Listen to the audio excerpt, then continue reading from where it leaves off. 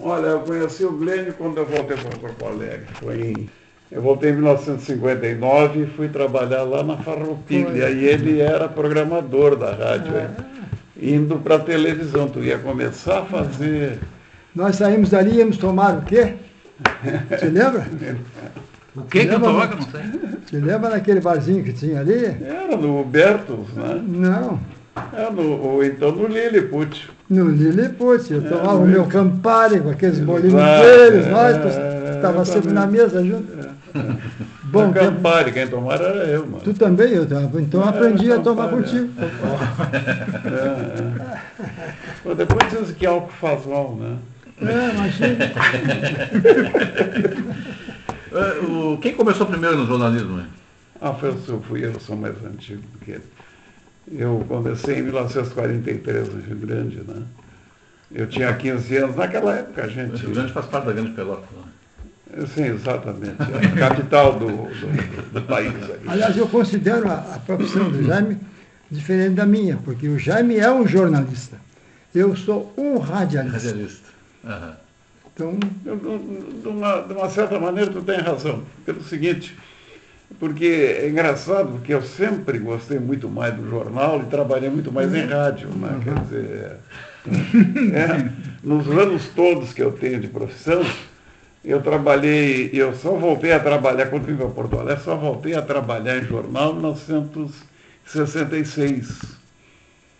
Depois tive aquela passagem, fui para o Diário de Notícias, tive aquela passagem pelo Correio do Povo, andei pelo Jornal do Comércio, e aí eu fui para a Rádio Gaúcha. Uhum.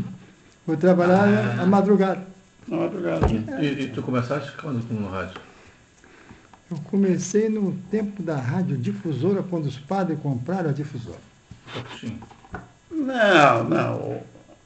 Foi, exatamente. Porque quando eu cheguei em 59, já tinham vendido a difusora para os padres. Né? Daí, depois, então, eu comecei... Isso é que ano? Não me perguntem de onde fica o Alegrete. Olha aqui, 54 houve o incêndio. Tá, e eu não sei quando é que... Incêndio do Diário de Notícias, né? E da Rádio Farroupilha também, que era naquele sobradinho ali, no viaduto, bem na diagonal. Hoje tem um edifício ali chamado... O edifício Dom... Não é. Dom Felipe, o nome do edifício. É na diagonal com aquele hotel, o Everest, né? Lá, eu trabalhei ali em 45, 46, até 48. Tá? Quer dizer, 48 eu saí. Eu tenho a impressão de que foi vendido ali por 66. 1966, por aí.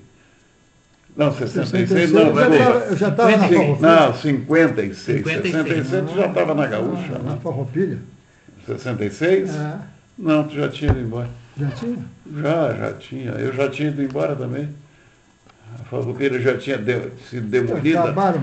Sim, o Sérgio Jogma já tinha, exato. Aí a Gaúcha foi me tirar da Farroupilha. Foi, mas eu acho que... como, Glenn? Fazendo o quê? Rapaz, eu comecei... A minha entrada para o rádio foi uma aventura que só vendo. Eu sempre sonhei em trabalhar em rádio, desde pequenininho, né? Eu queria ser cantor, eu queria ser músico. Eram as duas loucuras da minha vida. Graças a Deus que eu não aprendi nenhuma das duas, né? Cantor... Não, eu sufoquei o cantor pelo músico, que eu não consegui ser, porque se eu fosse músico eu teria morrido já há muitos anos. Porque naquele tempo músico era sinal de malandro. Não trabalhava, não era profissão. Jornalista também. Também, não. Mas tinha um diploma para ser jornalista. Não tinha. Não tinha. Foi em 60 e poucos, não? Foi 50 e... Não, parei um pouquinho. 52. Diploma? Diploma, Aliás, os cursos de jornalismo começaram em 51 ou 52. A PUC foi o primeiro. Aqui. Exato, mas a exigência de diploma foi em 1968. E depois, em 77, teve a obrigatoriedade...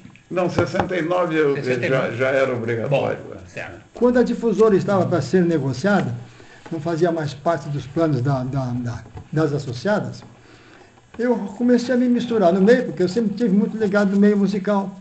Isso que idade tu tinha? Eu tinha uns 20 e poucos anos. Uhum. Aí então, como é que eu ia fazer para entrar para o rádio? Eu era um apaixonado pelo jazz, né? Estudava muito jazz, fundei um clube do jazz, estudava tudo jazz e reunia o pessoal para a gente formar um clube, formamos um clube do jazz. E aí então eu parti para outra iniciativa, fazer as jam sessions nas rádios. O que eu fazia? Eu pegava os melhores músicos de Porto Alegre, com aqueles que vinham para fazer os shows em Porto Alegre, e conseguia acertar com uma rádio que nem me lembro mais o nome, se era Pampa, não sei o que mais. Tinha um que foi diretor até da rádio, o Sirpa, não tinha o Sirpa? Mário Sirpa. Mário Sirpa, de uma rádio, sim, foi diretor. É. Aí eu comecei a fazer... Sirpa com C? Com S. Com S.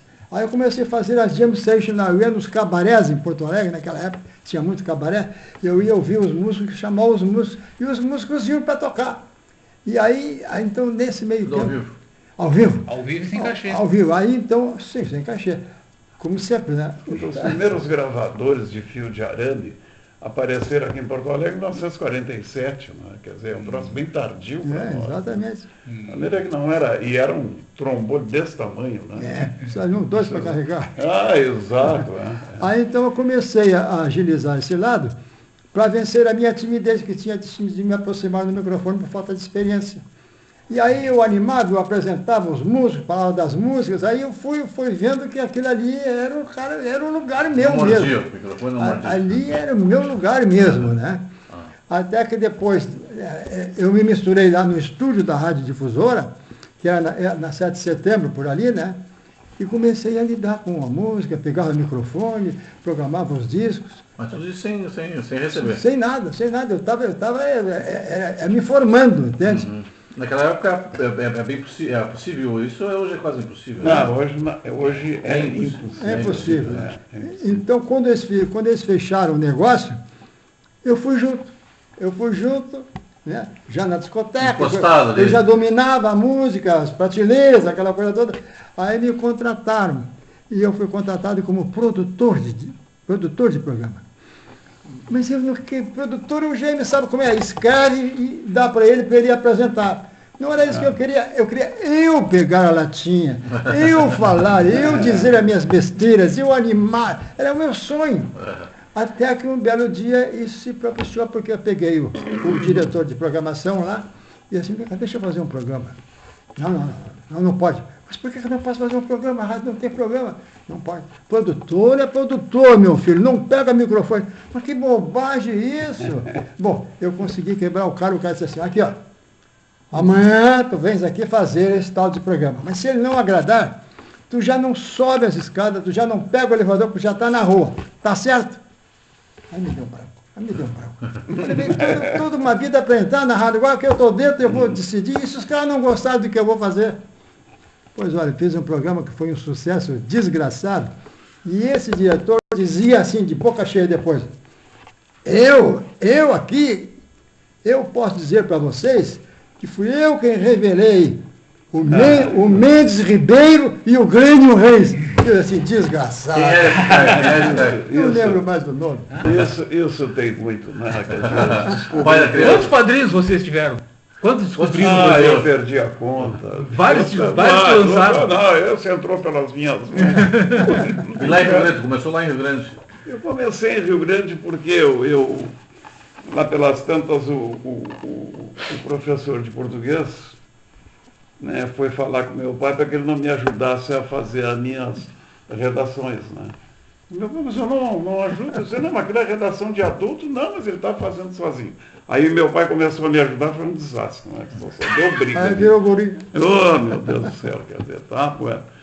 E, num determinado momento, houve um concurso sobre pan-americanismo. Uma coisa que hoje ninguém mais se lembra disso, né? E eu ganhei o concurso e o prêmio era a publicação no jornal. E aí eu fiquei lá colaborando com o jornal e daqui a pouco eu era contratado da Gazeta da Tarde, viu? Que tinha 400 exemplares, tinha 4 páginas, 300 exemplares por dia, viu? Lá em Rio Grande. Em Rio Grande a gente imprimia as páginas do meio, para desmanchar os tipos, depois Mas poder compor as de não fora. tinha fonte Né? suficiente. Não tinha. Era um negócio na Tipografia. base. Tipografia. Né? Ah. Agora, vocês falaram uma coisa aí muito interessante. Me perguntaram se hoje seria possível um Glênio Reis entrar no rádio. Não, não é possível. Porque na nossa época nós não entrávamos para fazer uma coisa, nós entrávamos para fazer qualquer coisa lá É dentro. verdade. Tudo. Tá? Se te mandassem para a mesa de operador, tu ia lá fazer o negócio. Tá? Daqui a pouco te aproveitavam, tu estava passando, vem cá, precisa uma frase aqui do rádio teatro. Tu entrava e ia fazer rádio teatro. Né? Quando não tinha com quem entrevistar, era a gente que era entrevistado mesmo. E eu acho que hoje, exatamente. Não, uma vez naquela enchente, numa enchente aí o Sadi Nunes? O Sadi Nunes, repórter da Gaúcha, e não tinha entrevistador, e eu fui o flagelado entrevistado. Saiu com flagelo. Exatamente, porque não tinha que preencher o buraco, né? Tá? Quer dizer, o que eu acho o problema de hoje não é falta de talento, é exatamente que todo mundo é especialista, as pessoas entram para fazer uma coisa, já estão realmente... Não é aquele rádio eclético de antigamente. Exatamente, né? Já estão consagradas. Né? Daqui a pouco, eu acho que isso conduz ao desastre. Né? Tu foste mais da área de escrita e ele mais da rádio, né? Certo. O que mudou a tecnologia? O que a tecnologia melhorou do ponto de vista do conteúdo que vai escrito nos jornais, do que é dito nas rádios? A tecnologia ajudou ou atrapalhou? Tecnologia que tu diz é a parte técnica? Parte técnica. Pá, mas mudou da noite pro dia. Hoje o rádio pequenito, tu usa um radinho aqui, o cara com o mundo tá te ouvindo. Hoje não tem. Mas isso melhorou o conteúdo? Mas o conteúdo não depende da tecnologia. Isso eu estou perguntando, porque tem uma baita tecnologia, mas não. Hoje é o talento das pessoas. Mudou os conteúdos, né? Mudou a forma dos conteúdos também. Quer dizer, eu quando escrevia os programas, inclusive ilustrados musicalmente por ele, lá na Rádio Farroupilha, ainda lá na Galeria do Rosário, te lembra? Né? Quer dizer, então eu fazia um programa de meia hora sobre o naufrágio do Titanic, né? Dele bombardeia para tudo quanto é lado, né? Exato, sonoplastia. Exatamente, tal, e gente gritando, né? Hoje tem mais pressa para falar, caber mais não, coisa. Hoje tu não consegue manter um camarada meia hora ali no rádio para ouvir um documentário desses. Ele vai. O cara vai trocar. Ele tem o que fazer, ele está mais agitado, quer dizer, se tu não conseguires fazer isso em 10 ou 15 minutos, no mar, 15 minutos já é, então, um centenário, né? Tá entendendo? E hoje a segmentação das rádios é muito grande. Tem Exato, rádio para isso, rádio para aquilo, rádio para aquele, rádio para a dona de casa, rádio para os operários, para os trabalhadores, para quem sabe ler, para quem não sabe. Né? Tu tivesse o privilégio de ouvir as primeiras locuções, provavelmente, da Pimentinha, né? Sim. Me parece que, pelo que eu ouço de vez em quando, me parece que tu é um fã da Elis Regina. Ah, sim, mas quem não é? Pois hoje com tanta possibilidade de se ter, antigamente de gravar um LP, era um troço caríssimo, hoje qualquer um grava um CD, um pendrive, coloca na mão. Por que não surgem mais outras Elis Regina por aí? Falta de talento mesmo ou porque não tem, no meio desse monte de coisas aí, não tem como separar o joio do trigo? Isso é uma coisa, sabe, é uma coisa particular do artista. Se a pessoa tem valor, ela tem que lutar até aparecer a oportunidade, como foi da Elis Regina. A Elis Regina, para bem de faturar na vida dela, teve que sair de Porto Alegre. E era a grande cantora que nós conhecemos. Quando veio um conhecido meu de São Paulo, ele trabalhar com gravadoras de Porto Alegre, eu cheguei assim, tu não vai gravar com a Elis Regina? Quem é a Elis Regina? Tu não conhece? Não, é uma cantora do Brasil, eu disse para ele. Ele ficou espantado desse tamanho, que nunca ouviu falar na Elis Regina. Ela estava aqui ainda, né? Trabalhava já na Rádio Gaúcha. Eu peguei ele e levei na Rádio Gaúcha para ele conhecer a Elis Regina. Chegou lá, ela não estava. Não estava. Mas depois ele não esqueceu o nome dela e acabou ele gravando o primeiro disco da Elis Regina. E gravou um disco que foi uma bosta, desculpe a palavra, né?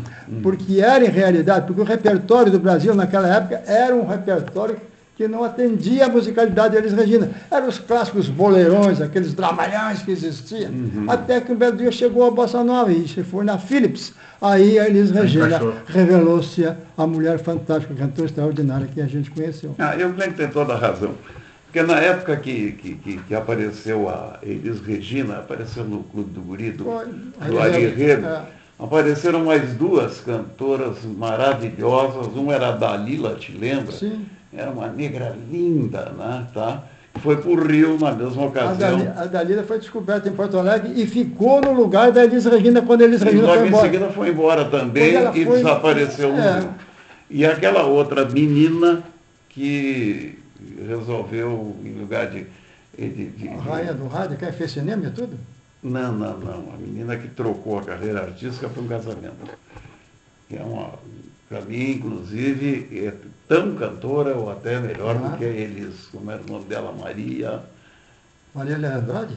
Exatamente. De Rio Grande. Eu sei. Ela foi rainha do rádio. Eu não estava aqui nessa. Ela foi rainha do rádio. Maria Helena Andrade. A Maria Helena Andrade, ela é enfermeira profissional. Criatura de uma alma fantástica. Mas aquilo que estava se falando também é que a carreira artística não era, digamos, socialmente bem vista.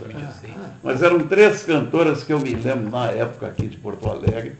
A Elisa, a Dalila e a Maria Helena Andrade. A Maria Helena Andrade veio de Rio Grande, da cidade que o Jaime sabe muito bem. Com 15 anos ela veio para Porto Alegre. E aqui ficou. Mas ela já veio de uma escola da Ângela Maria. A Ângela Maria já veio de uma escola da Dalva de Oliveira, tá entendendo? Que eram as grandes vozes do Brasil, entende? E ela foi uma cantora, tanto que ela está ainda em Porto Alegre, cantando, como nos seus melhores tempos, que ela nunca bebeu, Maria Helena Andrade está cantando no mas Porto volta e Alegre? meia vem no meu programa, faz shows, canta nos casamentos, mas com uma voz limpa, nova. Procura um LP dela. Ela gravou agora um está com CD, CD. Eu tinha um LP, eu não tenho mais o CD dela, isso não te dá de presente. Um CD, ela cantou agora recentemente, faz um ano mesmo. Quem eram os teus ídolos no rádio? Mas sobre o que aspecto? Rádio teatro? Como profissionais, assim, eu quero, se um dia eu pudesse ser que nem esse fulano. Em primeiro lugar, eu não queria ser igual a ele. Eu queria, ficava louco vendo ele cantar, que foi o maior cantor que eu vi na minha vida, chamado Orlando Silva, que era um cantor que... Não, mas eu digo assim, de profissionais do rádio, quem tu olhava e dizia assim, puxa, se eu conseguir um dia ser como esse cara... Não lembro, sabe por quê? Eu não queria, porque eu queria fazer o que eu faço até hoje. Eu me incluo na categoria de animadores de rádio. O que não tinha em Porto Alegre naquela época. Tinha, mas diferente do meu estilo de ser. Era tudo muito sobriamente, muito ecleticamente. Não, tinha o Piratini. Tudo muito diplomata, sabe? Era o Piratini que talvez não fosse tão diplomata. O Piratini, inclusive, fazia...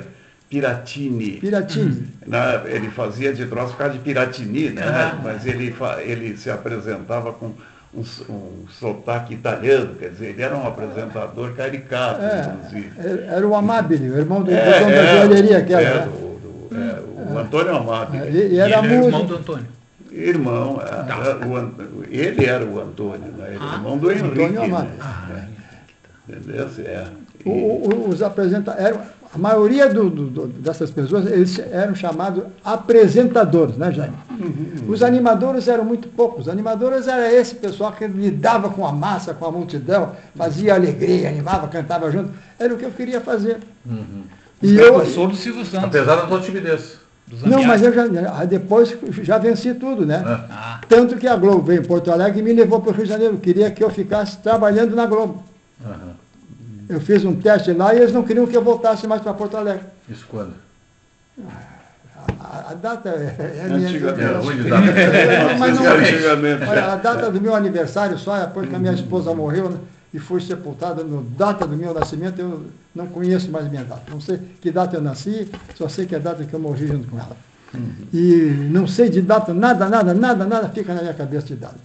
Mas eu sei que aí então... Aparecia oportunidade para todo mundo, eram animadores na Rádio Farroupilha. Eles nunca olharam para mim. Eu sonhava, vinha um, vinha outro, e eu ficava assim. E os artistas diziam assim, Glênio, esse programa é para ti, Glênio. Eu sei, mas como é que eu vou dizer para eles que é para mim esse programa? Porque eu mexia com todo mundo, eu animava. Até que um belo dia surgiu a oportunidade. Mas a oportunidade surgiu, Jaime, quando a Rádio Farroupilha já tinha dispensado o seu elenco de radioteatro. A orquestra já não era a orquestra completa, já tinha metade da orquestra. A Rádio Farroupilha já estava desmanchando por causa da invasão da televisão. Todo mundo só queria televisão. Fazer rádio era um troço caro naquela época, né? Muito mais caro que hoje, né? Hoje Caro? Não, nunca foi. Para manter uma orquestra? Bom, desse ponto de vista de pessoal, era uma sim, empresa, né? Como empresa está certo. Agora, eu digo, como produção de rádio era barato, né? Tecnicamente era barato, eu tinha entendido mal, tá entendendo? Mas era o grande veículo. Agora, o que acontece é o seguinte, aqui está escapando a ele o seguinte, quando as emissoras foram abertas aqui, tá, como oficina para vender rádio, a Gaúcha que pertencia a uma sociedade, ela foi feita por um engenheiro de nome Portela, na verdade, ele consta entre os fundadores, que era um camarada que entendia de rádio, tá? E comprou, inclusive, o equipamento numa casa chamada Casa Dayton. E eles ficaram meses a fio, montaram o transmissor, e ficaram meses a fio tentando botar aquilo no ar, aquilo não conseguia, até o momento que conseguiram. E de forma que, então, logo em seguida, o Chico Garcia de Garcia, o Francisco Garcia de Garcia, que era o dono da Casa Vitor, usava a Gaúcha exatamente para vender seus rádios, a sua coisa. E ele tinha um concorrente chamado Arthur Pisoli, que era o dono da Casa Quatz. Tá? E o Pisoli tinha entrado lá como mecanógrafo, né, para consertar a máquina de escrever.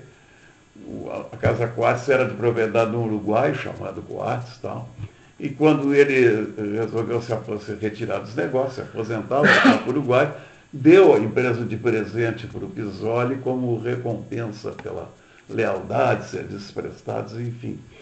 E o Pisoli chegava de noite, tinha que calibrar a bobina do rádio, porque naquele tempo não era o condensador, né? Se você calibrava uma bobina, viu, que era um cursor que passava, e tinha que calibrar aquelas coisas todas. E o negócio, não sei se por concorrência ou o que fosse, ele precisava, porque ele atendia a casa de dia, depois quando ele fechava a casa, ele ia para a oficina para calibrar os rádios, né? E ele precisava que a Gaúcha prorrogasse as suas transmissões, e o Chico Garcia de Garcia não prorrogava. Porque ele tinha o seu... Que história interessante.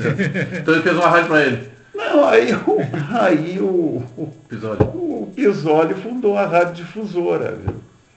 Lá, e um balcão... Para poder funcionar até mais tarde. Para calibrar os seus rádios, essa história toda. Só que o Pisoli era um camarada assim, bem dotado. E apesar de empresário, digamos, de rádio, de refrigerador, essa história toda, era um cara que por instinto entendia de rádio. Daqui a pouco, a rádio estava lá em cima e a Gaúcha estava lá embaixo. Aí um pouco depois, os Flores da Cunha resolveram fazer a Rádio Farroupilha, né? O velho Flores, com aquela grossura dele, que estava indignado com a influência das rádios argentinas aqui, então resolveu fundar uma emissora de rádio com uma grande potência, tá? 35 foi, esse é o nome de Rádio Farroupilha, que era para assustar essa influência.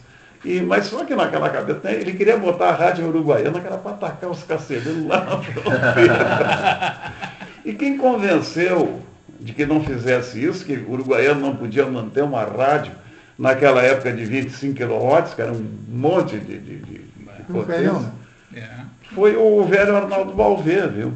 Que acabou diretor da rádio. Mas o Chateaubriand, onde é que entra? A Chateaubriand mais adiante. mais adiante. Ah, É. porque ela era associada à Farroupilha. Eu sei, mas acontece o seguinte, a Farroupilha, inclusive, foi vendida para o Chateaubriand, eu acho que em 41 ou 42, não antes disso, que o Chateaubriand estava expandindo seus negócios. Né? Só que acontece o seguinte, a Farroupilha estava levando pau, viu, da difusora, né? Levando pau. Levando audiência, tá. era um negócio, a difusora não tinha nem vaga na caixa de publicidade, viu? Era um negócio impressionante aquilo, naquele tempo. E lá pelas tantas o Chateaubriand resolveu comprar a difusora para acabar com aquilo. Acabou com a concorrência. Mano, e até o. Isso a gente já conhece, até hoje isso funciona, né? Comprar concorrente. E aconteceu o seguinte, nesse meio tempo, o Pisolle tinha brigado com o Garcia de Garcia, né? Tinham brigado, cortado relações, não se falavam, eram inimigos inconciliáveis, essa coisa toda, tá? E a rádio estava mal, e quem entrou de sócio foi o Breno Caldas. A rádio foi, a Gaúcha foi do Breno Caldas, junto com o Garcia de Garcia. Tá? Até quando eles contrataram um dos grandes narradores de futebol da época. Mas não tinha Guaíba. Não. Isso eu estou falando em 1941, 42. Guaíba tem 75 anos, né? A Guaíba tem 57. 57 anos. Eles contrataram o Oduvaldo Cosi, do Tileno. O Cosi esteve aqui durante um ano. Foi diretor também. Não adiantou, quer dizer, quando no fim dessa história que eu vou contar, a Gaúcha tinha, parece, R$9.000 de faturamento com a publicidade, aquilo estava completamente demolido. E quando o Pisolle recebeu a proposta do Chateaubriand, era uma proposta assim, milionária, né, para vender a difusora, ele disse, vocês me deem aí um tempinho que eu vou pensar, né?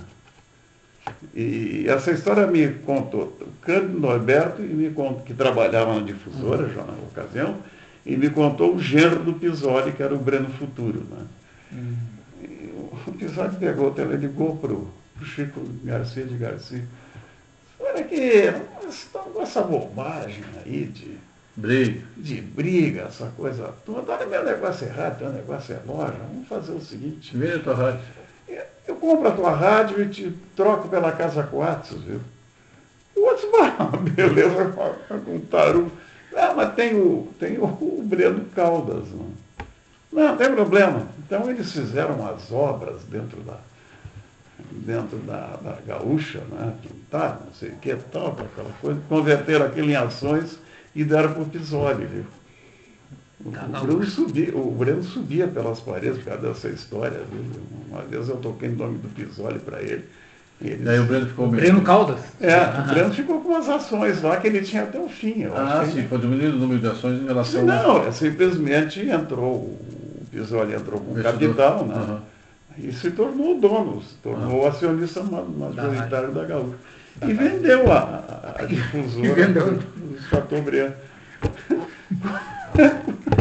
Um ano ou 2 anos depois, a difusora estava lá embaixo, a Gaúcha já estava concorrendo com a Farroupilha nas mãos do Pisolle. Então, bom é o Pisolle mesmo. O Pisolle era muito bom, viu? Opa, tá bom isso, viu?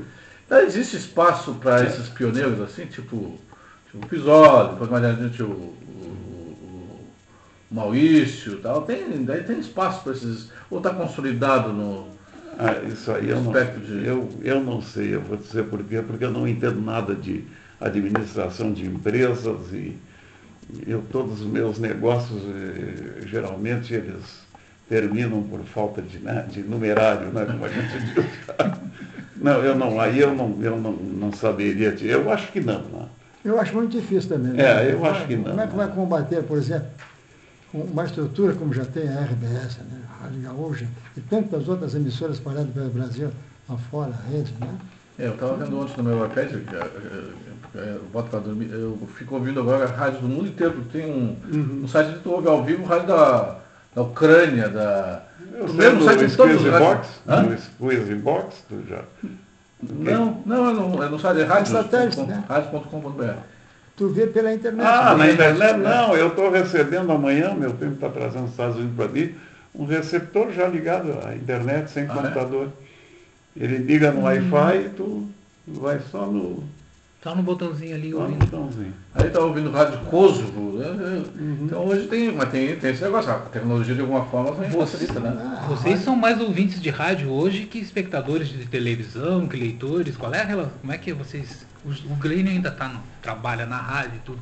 Mas o rádio continua sendo um grande veículo. Né? Eu não dá para afastar o rádio. O que é? Não dá para afastar o rádio da vida da gente. Não tem. Mas é o Mas grande companheiro. Não, pois é, eu confesso a vocês, eu ligo muito pouco a TV e também sintonizo muito pouco as emissoras de rádio. Né? Eu tenho inclusive uma neta trabalhando já na rádio, lá na Gaúcha, como produtora, a Joyce, né? A Joycinha, baixinha. Eu conheço, conversei com ela. Mas eu sou mais de ler, né? Eu fico lendo jornal e hoje eu nem leio jornal em papel, eu leio na internet. Né? Eu de manhã abro o meu iPad, pego a 0 hora ali, já direto na cama, inclusive. Às vezes eu leio a 0 hora às 3 da manhã, né? Antes dela chegar na banca, eu já estou lendo. Eu sono, pega o iPad. Na época eu deito muito tarde. Eu leio a Folha de São Paulo, leio o Estado de São Paulo, leio o Globo também, depois ainda tem... Ele vê como é a diferença, né? Ele é ao contrário do que eu dependo do áudio, meu negócio é áudio. Pois é. O Jaime é leitura, ele é jornal, ele é jornalista mesmo. Pois é, mas tiveram isso durante toda a vida profissional. Esse sempre foi o meu Mas lado. vocês têm ambos acima de 80 anos, mas estão absolutamente atualizados, né? Graças a Deus. Tecnologia, sabe tudo que está acontecendo na música popular brasileira hoje. Internacional também. Estou atento.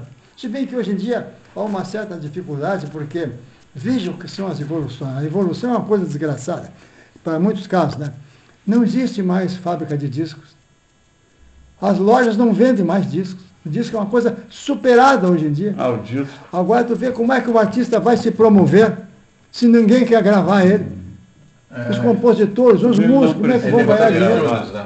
Não, nesse ponto aí não precisa se gravar, Glênio. Agora, o que eles estavam se referindo a essa coisa, se eu posso, digamos, fazer uma rádio na internet, eu posso.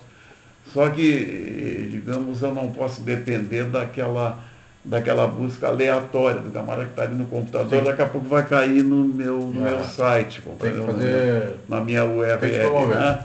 Eu tenho que promover, e para isso tu precisa de investimento, e precisa de grande investimento. Pois é, mas aí é que está. Vocês entraram num tipo de comunicação, vamos dizer assim, não havia televisão, havia rádio, e os jornais, havia jornal e o rádio estava não estava no segundo, não estava nos primeiros, mas nos segundos passos, vamos dizer assim. Sim. E tu, principalmente, tá entrando na internet, tem um site, tem essa coisa toda. A dificuldade, vamos dizer assim, tem que ter o mesmo tipo de iniciativa e de aventura que inicia na profissão hoje, que vocês tiveram, o mesmo tipo de curiosidade. Eu acho que sim. Não, agora, ou mais difícil. Isso aí, a tecnologia não mudou nada, não mudou nada em termos assim de como você faz uma carreira, enfim. Eu assinalei aqui no princípio, eu acho que é um erro de que as empresas já contratam especialistas, né, em lugar de contratar o sete ciências, como eu digo, né? Quer dizer, o cara que não sabia nada e sabia tudo, né? Fazia tudo, porque ele acabava fazendo de tudo. No meio, né? E depois ele se especializava realmente no que ele era melhor, né? No que ele fosse. Eu acho que esse é um erro das empresas, né? Tá? Acaba, que eu tenho visto em algumas empresas aí, um grande problema, né? Quer dizer, criando digamos, um estrelão, né? Onde tudo desemboca nele. Ele é o artista principal. Né? Ele sabe tudo. Ele sabe tudo. Né? E aí se forma uma coorte, assim, os medalhões. Os medalhões. Os medalhões, mais do que antes. Mais do que antes, porque tu te dá conta na nossa época, né? Naquela época. Não, a época é tua ainda, né? Mas eu posso te citar assim, um monte de nomes que eram pessoas em destaque dentro do rádio, né? Quer dizer, desde o Manuel Braga Gastal, que era o comentarista de opinião, era o produtor de rádio. O homem público também, né? Exato, o Dinati Armando, enfim, até o Walter Ferreira, o Hernani Bez, enfim, a Tânia Maria, a Alda Cotrim, né?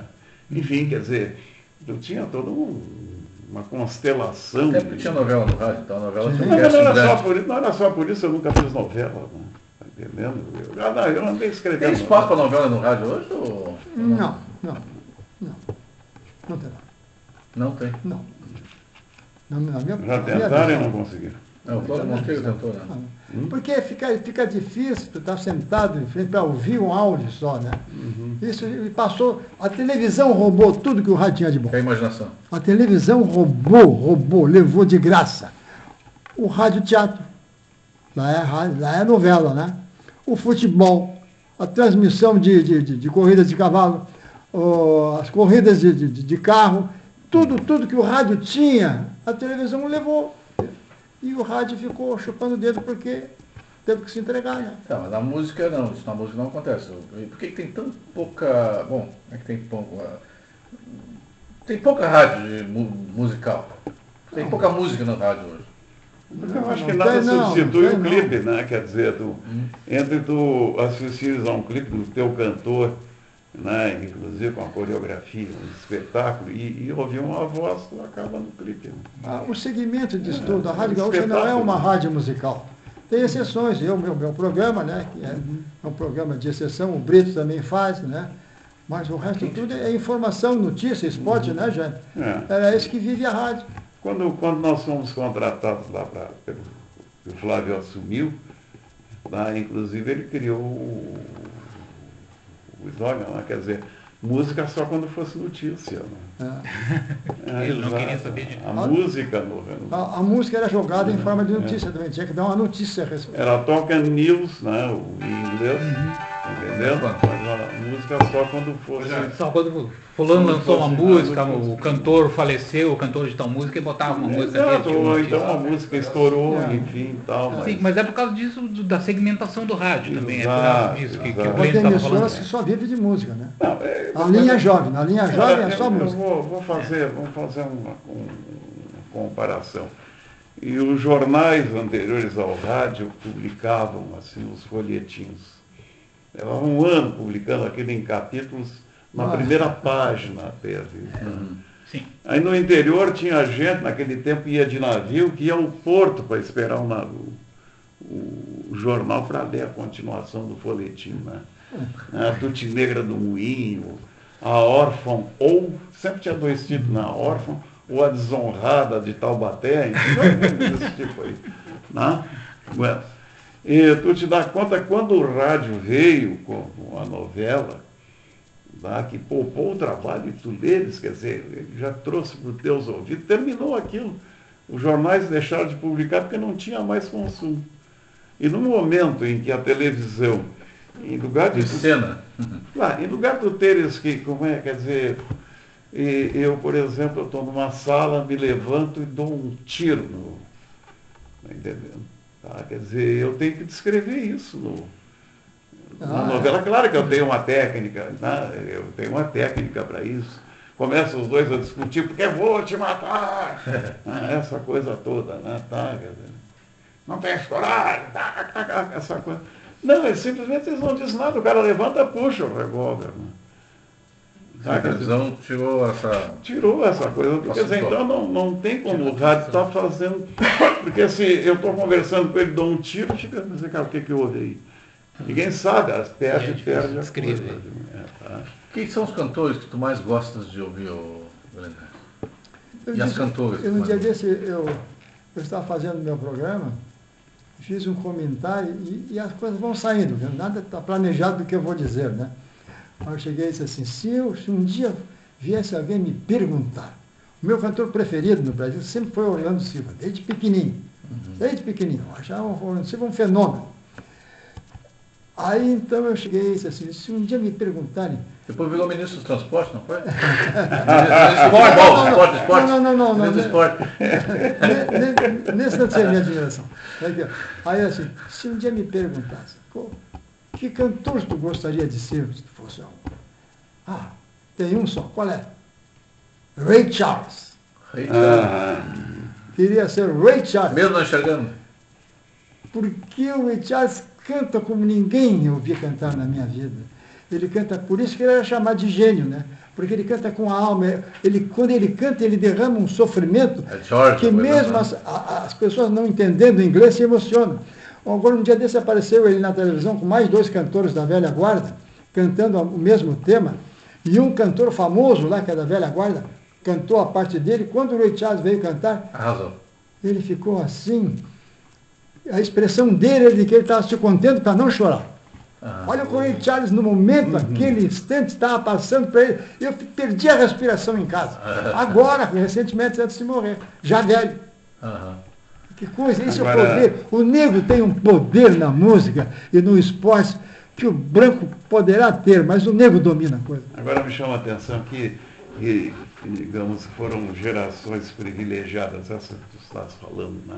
Eu sei que eu tenho aqui uma coleção de jazz relativamente grande, eu não sou especialista, eu gosto muito, mas tu vai ter ela Fischer, tu vai ter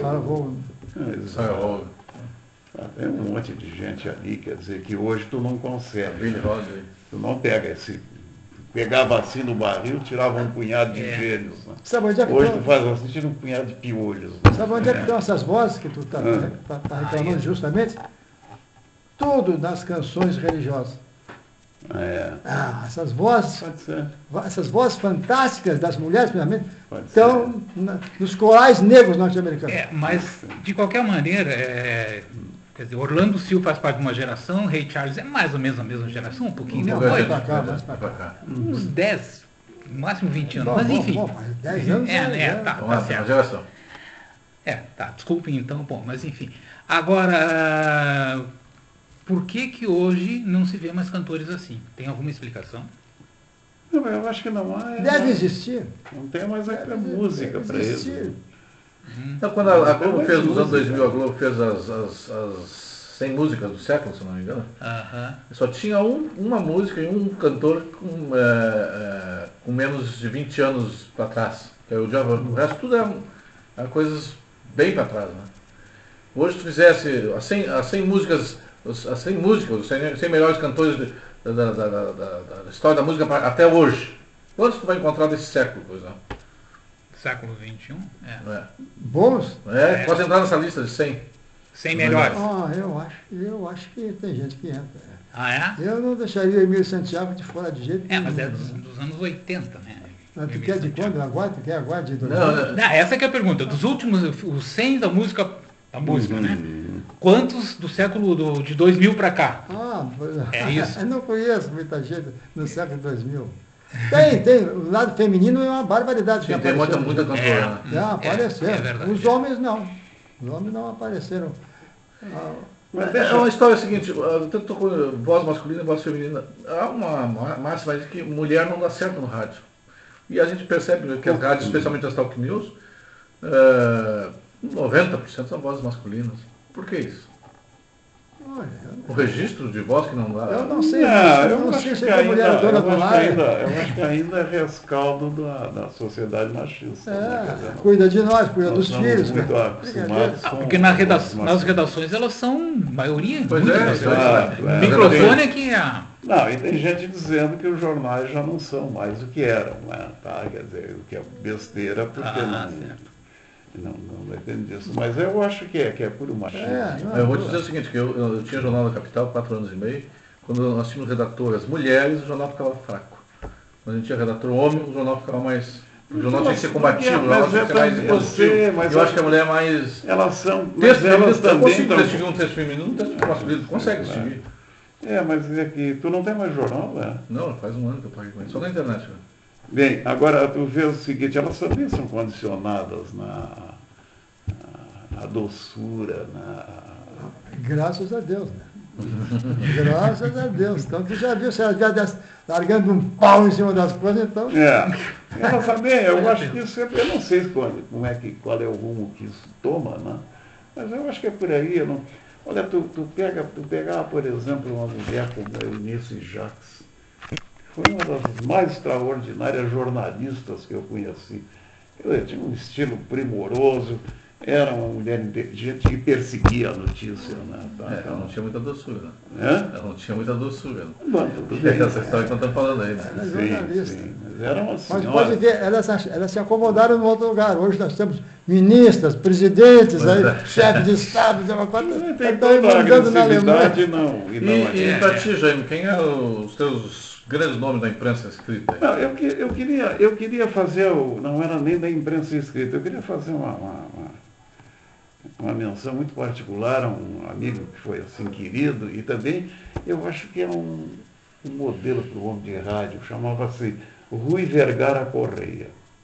Tá? Eu não sei se vocês ainda ouviram falar nele, né? Porque vocês são muito jovens. O Rui, eu acho que o nome começou a digamos, a se diluir ali depois dos anos 70. Né? Não, ele não era um dos apresentadores do...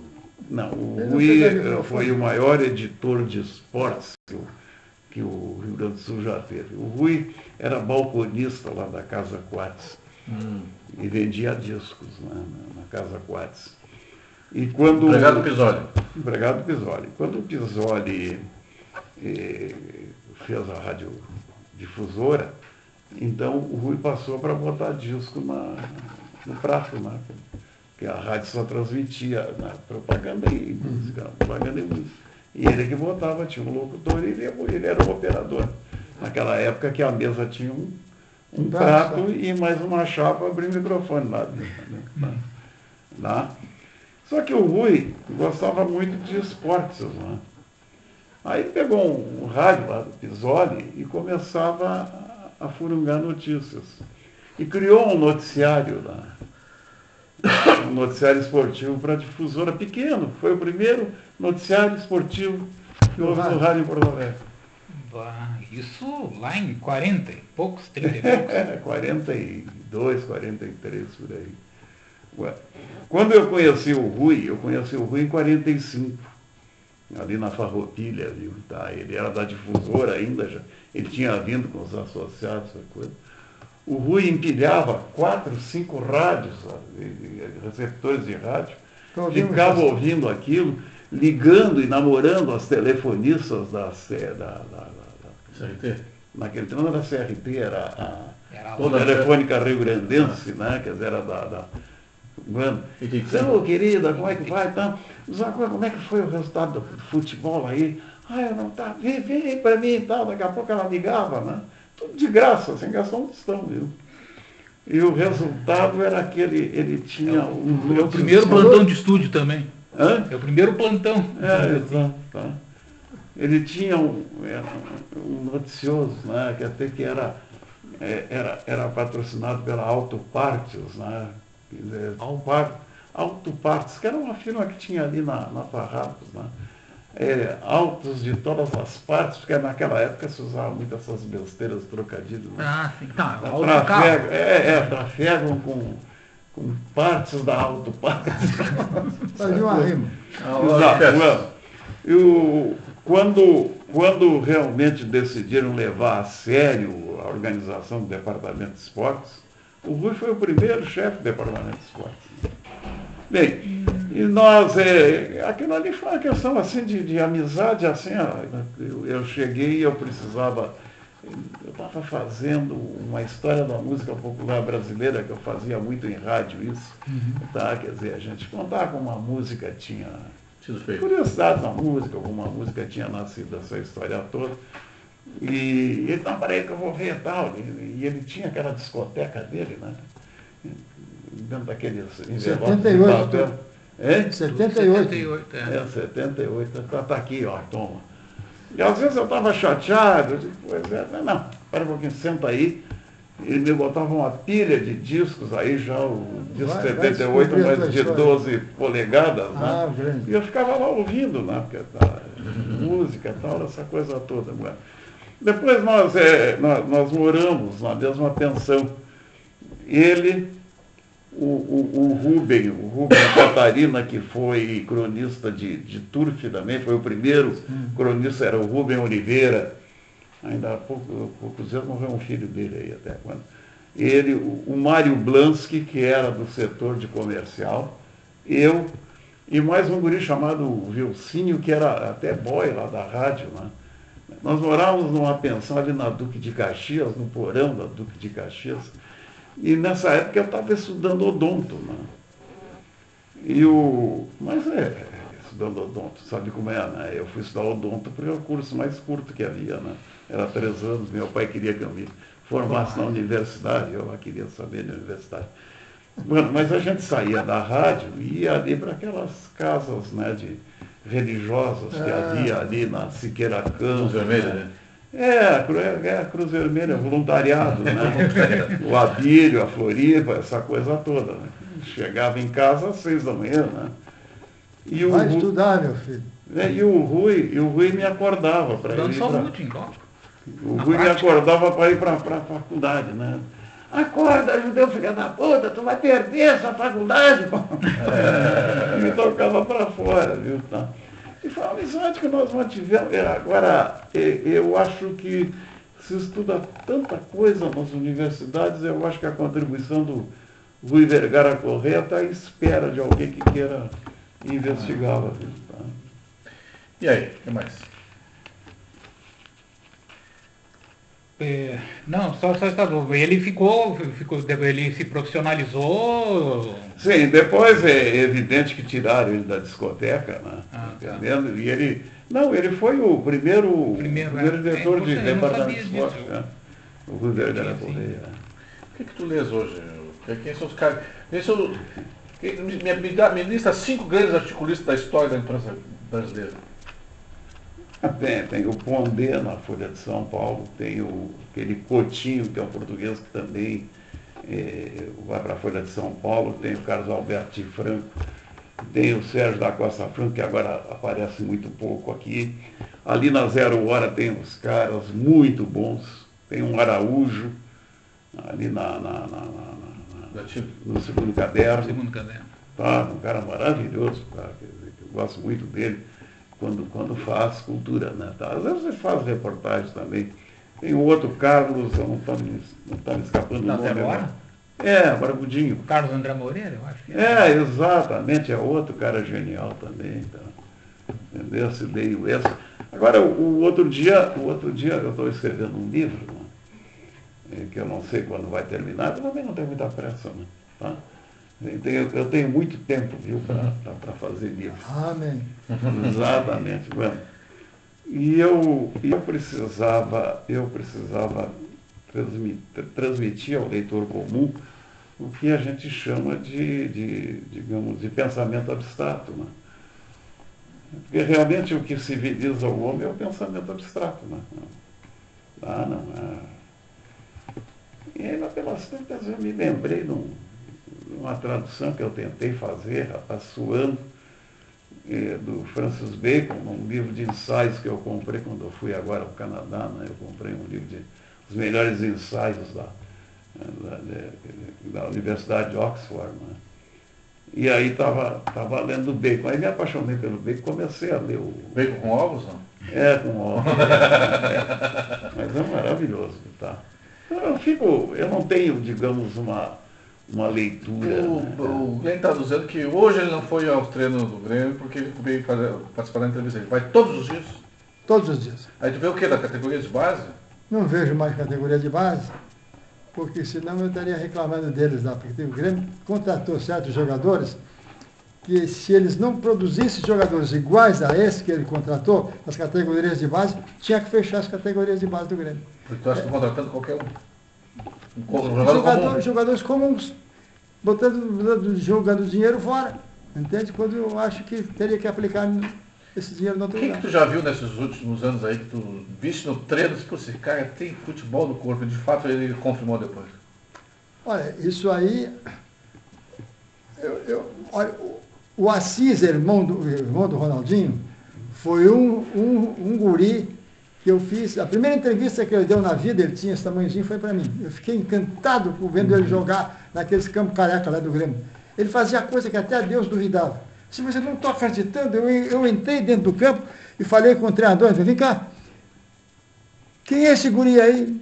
Esse guri está fazendo chover, quem é ele? Ele, quem é? Como quem é? Só tem um que faz o que ele está fazendo, ninguém mais ninguém quem é. Ah, eu sei, é o Assis. Ah, é o Assis, tá. É o Assis quem? É o Assis.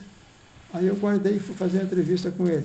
O Assis só não vingou porque se perturbou todo. Levaram ele para o exterior. Ele era um guri pequenininho, guri. Tinha que deixar amadurecer ele, dar crescer. Ele não cresceu fisicamente também.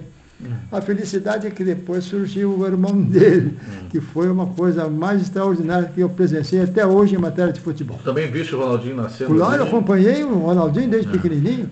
Desde pequenininho. E também viste que também tinha futebol, né? Mas o fotógrafo. Ele era uma loucura. Eu não vi nunca um jogador de futebol que tivesse aquela arte de diversão como vi no Ronaldinho. O Neymar não tem isso hoje? O jeito moleque de jogar bola? Tem. Sim, mas o Ronaldinho era mais palhaço, era mais ilusionista, entende? E eu temo muito por esse menino, porque vai acabar com ele, como aconteceu com o Ronaldinho, saturando muito cedo, sabe? Os caras, quando entram nele, entram para matar, não entram para jogar futebol. É um crime que querem fazer com esse guri. E por que tu faz? Tu vai nos treinos e... Tu vai pelo prazer de ver o futebol? Tu vai por causa porque é do Grêmio? É porque é do Grêmio. Porque eu não vejo mais futebol, eu não vou mais aos jogos. Não vai aos jogos? Não, porque eu gosto muito do futebol e do futebol tu não vê mais. O futebol... Tu vai a treino ou não vai ao jogo? Não vou ao jogo. E vê pela televisão? Claro. Me contento com isso. Futebol, como a gente viu jogar, que mandava no Brasil, não era o gaúcho, nem o paranaense, era o carioca. O futebol o futebol do carioca era a diversão, era um samba enredo maravilhoso. Hoje tu não vê mais, porque a força, a física sobrepuxou a arte. Entendeu? Um jogador de muito talento quer fazer alguma coisa, o outro chega lá e chegou e leva a bola. Foi o Foguinho que começou com isso no futebol? Foi. Oi, tudo bom? Mas também não tinha outra solução. Se não fizesse isso, não ia fazer também, possivelmente. Foi o que faltava um jogador. O jogador estava todo no Rio de Janeiro. Bom. Os artistas estavam todos no Rio de Janeiro. Aí tu não faz mesmo. Tem algum jogador hoje no Grêmio que pode despontar? Não? Tem algum que pode despontar? Te anime? Sinceramente, não. Não? Sinceramente. Então, parece assim um gremista meio desanimado, assim. Muito desanimado. É? Mas meus colegas... Eu acho que é problema de gremista hoje. Não, sabe o que é? É que o pessoal... Eu vejo futebol diferente das pessoas, porque eu faço parte de uma um pequeno grupo de pessoas que tiveram o privilégio de conviver com o Sr. Oswaldo Rola. Eu frequentava o apartamento do Sr. Oswaldo Rola, e com ele permitiu que eu ficasse no vestiário durante anos, vendo e acompanhando as pré-eleições dele. Então, a cada um jogo, era uma aula que eu recebia. Você é ligado em futebol? Eu vou até esclarecer uma coisa. Eu não deixava as pessoas falarem em futebol no programa da madrugada. Eu não deixava. É verdade. E tocava o pato. Todo mundo acha que eu não gosto de futebol. Não, eu gosto. É que gera muita polêmica. Mas não é o teu horário. Porque a rádio começava a falar em esporte às 8 da noite. É verdade. E até a meia-noite. Se eu abro aquele microfone para torcedor de futebol, ia até às 3 da manhã com besteira. Virava a Rádio Bernal. Não era nem... Virava... digamos, arquibancada de pato futebol. Neles, né, Jair? Pato neles. Não, eu até domingo vi o Internacional aí jogar com o Caxias. É Colorado. Não, eu sou Rio Grande. Vovô. O Esporte Clube Rio Grande. Tu é do Pelotas, Eu sou tu é Brasil? Não me ofende, eu sou Chavante. Tu é Chavante, tá. Vamos chamar de Pelotas. Pelotas é um time de almofadinha, eu sou do povo. E afora o teu grande hobby, então, é música e...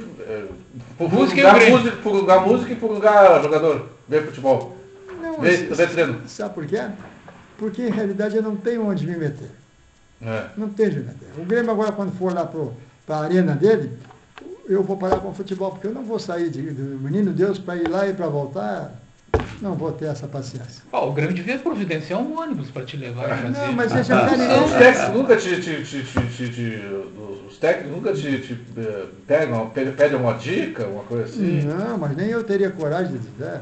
Todos eles já têm a personalidade deles. Mas para os amigos a gente conversa sobre futebol. Eu tenho meu time escalado, eu monto, desmonto. Todos nós temos. A beleza do futebol está nisso, né, gente? Cada um sabe mais do que o treinador. O treinador é um burro! E a Copa de 2014? Eu não sei de nada. Eu acho que o Brasil não tem chance. Não tem chance. Em todo caso, a minha esperança... O Brasil não faz a Copa ou o Brasil não ganha a Copa? Como é que é? Não, estou falando do futebol. Vai fazer na marra, vai fazer. Estou falando dentro de campo. Dentro de campo. Não, a minha esperança está no Mano, né? Um bom gaúcho, inteligente, organizado. Espero que ele consiga fazer alguma coisa. Porque eu não vejo um elenco assim, sabe? O futebol do Brasil é o mesmo. Né? Qual é a leitura? O que te mobiliza? Eu gosto muito de cinema, né? Mas eu alugo os meus videotape, agora não é videotape, os meus DVDs, né? Tá entendendo? E fico vendo filme em casa, fico lendo e às vezes eu fico pesquisando coisas no computador. Mas, na verdade, meu passatempo é viver, né? Nessa altura é viver, tá? E passa o tempo mesmo, né? Não, tu quer ver uma coisa? Ali naquele cantinho lá, dá uma olhada lá, tem um bar, que é o meu. Eu vou lá, encho a cara, não incomoda ninguém me incomoda. Vamos lá ver o bar dele? Ou ele vai? Vamos lá ver o bar. Agora, se não fosse a internet, a gente estaria mal de vida. Tem mal, né? Mal de vida. A internet conecta com o mundo todo. Eu fico até 1h30 da madrugada na internet. É? Tenho o meu blog que eu mesmo montei, mesmo escrevi. E depois que a minha esposa faleceu, eu parei de publicar as coisas. Porque eu queria deixar alguma coisa para as pessoas depois ficarem sabendo quem era o Glênio Reis. Por isso que eu fui abastecendo. Aí, fica na internet fazendo o quê? O Facebook? Não. Só lendo e escrevendo para os meus amigos, sabendo o que eles têm para dizer. Eu fico no rol das amizades, né? E procurando saber as novidades, né? O que há de novidade para mim e abastecer também, né? É um mundo, né? Nunca se podia imaginar, né? É uma coisa, graças a Deus que Deus me deu esse privilégio de viver nessa época, né? E de participar nessa época, né? Porque eu sou da época em que o rádio era o grande veículo. O rádio. Eu sou um apaixonado pelo rádio, porque a comunicação é imediata, né? Imagina, um fotógrafo na tua época, por exemplo. Depois vamos tirar foto dos dois juntos, né? O fotógrafo tinha a foto, correr para o laboratório, revelar o filme e depois passar por um telefoto, né? Passar por telefoto, ou então sentado no exterior tinha que mandar o filme pelo piloto da Vai, chegar aqui. Hoje o teu hipótese tu já manda direto. Da própria máquina ali já manda. Direto. Mas eles são uma geração mais privilegiada que a nossa, eu acho, nessa história de tecnologia. Porque quando o Glênio era criança, era um tempo da galena o rádio. Meu pai fez uma galena e eu ouvia a rádio na galena. Tu imagina, agora eles estão na internet. Você imagina, olha o salto tecnológico. E pode ouvir a rádio que ele quiser no mundo inteiro. Eu me alucinei com a galena. Eu ficava vibrando. Eu sonhava, sabe? Porque o rádio tem uma vantagem. O rádio te agita teu sonho. Ele aguça o teu cérebro, né? Tu imagina, porque nós tínhamos uma novela, nós tínhamos uma negrinha, que era a dama, a sofredora linda. Se tu ver, ela tinha uma perna mais curta do que a outra e era negra. Mas a voz dela era de uma doçura que tu te apaixonava. Interessante isso. Aí a TV tinha um pouco da mística, né? O rádio? A TV tinha um pouco da mística. Ah, sim. Porque hoje ela tem que ser linda mesmo. Tem que ser linda mesmo. Acho que é isso, não juro? Tem mais alguma coisa? Vamos fazer o bate-bola final, né? Vamos fazer o bate-bola. Vamos dar um stop aqui. Vamos lembrar de alguma coisa. Não, já voltou. Nem vou dar o stop. Então vamos lá. Vamos ao bate-bola final aí. Sim. Vamos lá. Vai ficar uma semana, um mês numa ilha, só pode levar um livro. Não precisa ser uma ilha, pode ser um lugar que não tem outros livros, só tem que levar um livro. Um livro. Para ficar um mês. Essa é danada. Tantos livros, né, E tu tem que levar um CD. Qual que tu leva? Eu posso fazer uma coletânea? Não. Essa é a vantagem que ele tem. Um CD com uma coletânea de E a sua coletânea tem o quê? Seria uma coletânea do... Como é o nome do rapaz? Não sei, tinha o nome dele na cabeça agora.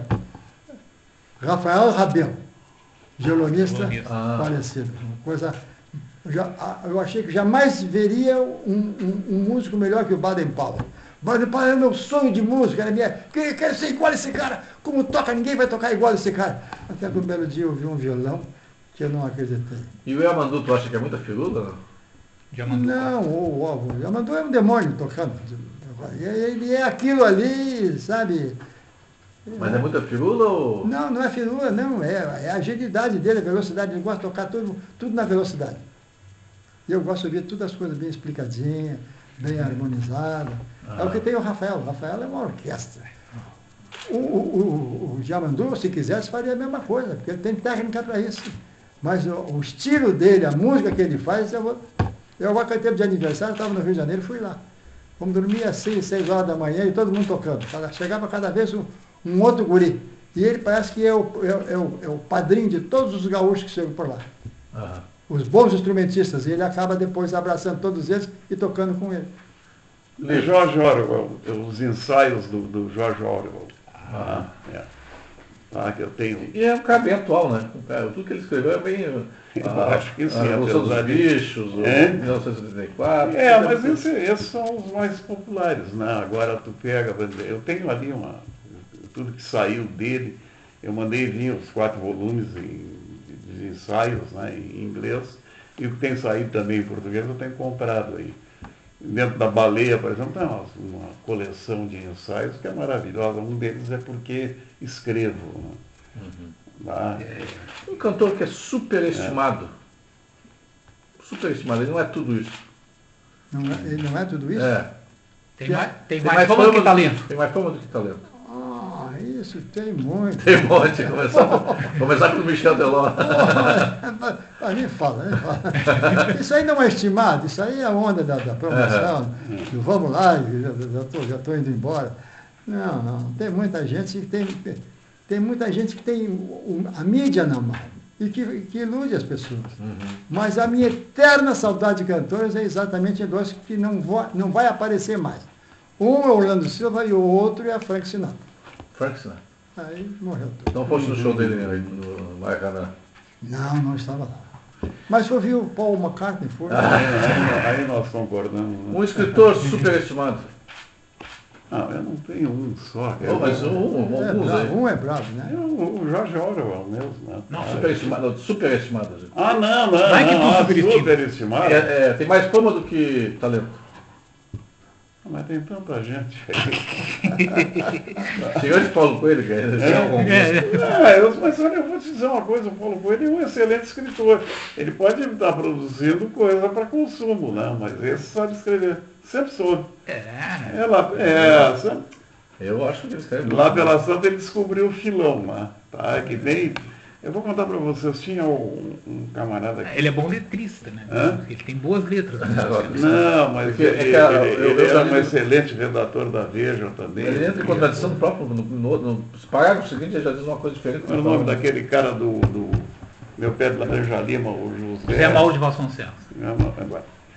O Vasconcelos, quando jovem, escreveu um livro chamado Barro Blanco, que é uma das coisas mais extraordinárias que pudesse ter sido escrito na época da literatura brasileira. Ninguém sabe desse livro, até me admiro que tu conheças, viu? Tá? Meus parabéns. Tá? Obrigado. Tá? Eu também acho o melhor livro dele.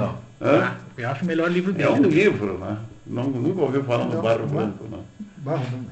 Agora, Meu Pé de Laranja Lima, não sei o que, Catraia Japonesa, Palácio de Vidro. E lá pela Santa ele descobriu o filão dele, né? Quer dizer, então para ganhar dinheiro, tá? Eu acho o Salinger, aquele apanhador dos Campos Centeiros, um dos troços mais superestimados que tem, não é nem 10% da fama que ele conquistou. Eu não sei, porque eu vou te dizer o seguinte, Hemingway também acho que não. Não, mas o Hemingway eu acho que eu já não concordo contigo. Não, mas aí já não concordo contigo. Não, eu acho, talvez digamos, essas promoções com um certo teor assim, ideológico, político, tá, te levem a pensar isso. Tá? Agora, acontece o seguinte, não, o Hemingway é um senhor escritor. Tá? Agora, como é que viajando o mundo inteiro, como ele viajou, a gente viu na televisão, países mais distintos um do outro, como é que a penetração do Paulo Coelho é tão grande, né? Como é que eles assimilaram a o ser humano está realidade? sempre em busca do metafísico, do espiritual, do extraordinário, né? Mas ele deve saber escrever, né? Claro que Falar sobre Não é? isso. Claro, sabe? Ah, quer dizer, Ele escreve coisas que confortam as pessoas, eu tenho essa impressão. Não, e além do mais é o seguinte, né? Quer dizer, dá uma inveja danada, né? O cara ter dinheiro para alugar um Boeing, levar os convidados lá para a França, né? Eu tenho que alugar, para alugar um táxi para levar vocês ali. Né? Então isso aí também deve. Eu não acho nem 8 nem 80. Né? Eu li o do Paulo. O que eu li do Paulo Coelho? Nós já perguntamos, um grande escritor. Eu li aquele primeiro livro dele, como é O o. alquimista. É um do deserto, né? O cara que está no deserto, uma coisa assim. Eu não me lembro mais. Na verdade, eu li Isso aí é um livro alquimista, dele. tá? Eu acho que é. Eu achei assim, não era nenhuma obra antológica, mas enfim, era interessante. Tá, mas depois eu cansei, eu não li mais nada dele, né? Tá entendendo? Nunca mais li o Paulo Coelho. Tá? Acho que é isso, né? Eu só lastive que o cinema também não tenha nos devolvido umas personalidades igual o Fred Astaire, aqueles sapateados, aquela coisa que a gente não vê mais. E fazem anos isso. Tu gosta daquilo, né? Adoro. É? Mas, Glenn, eu acho que o cinema a gente identifica, os camaradas fazem filme para gurizada, né? Então é um negócio de violência, de sexo por sexo, enfim. É um negócio para gurizada. Alguns americanos é que adoram esse calço sapateado, né? Os americanos adoram. Então, o show da Broadway tem de... Tu pega um filme, por exemplo, como o Singing in the Rain, ou Cantando na Chuva. Nunca mais vão fazer. Nunca mais vão fazer alguma coisa como aquilo, né? Quer dizer, a própria história era uma história. O que tu sente mais saudade do tempo de guri, de jovem, adolescente, jovem? Após a juventude, que é óbvio, né? O que tu mais sente saudade? Eu não sinto muita saudade. Não sente saudade? Não sinto. Para mim a vida aí. E tu? Tem teu tempo de jovem aqui em Porto Alegre? Eu sinto saudade do tempo em que eu era piá e que percorria aquela imensidão de terra e de verde que existia, que era o chamado Parque Farroupilha. Ali o meu espírito de guri navegava, eu corria atrás dos bondes, eu pegava o bonde na frente e descia por trás para não pagar a passagem de bonde, eu ia ao centro de bonde e voltava do centro de bonde, não pagava nada. Sinto falta dos bondes de Porto Alegre, sabe? Um transporte que até hoje é uma coisa que não podia ter desaparecido assim, totalmente de Porto Alegre. Sinto muita saudade daquele tempo, dessa faixa, sabe? Isso aí. É isso aí. Valeu. Muito. Vamos tirar uma foto dos dois juntos? Ele já fez várias. 167 anos de experiência.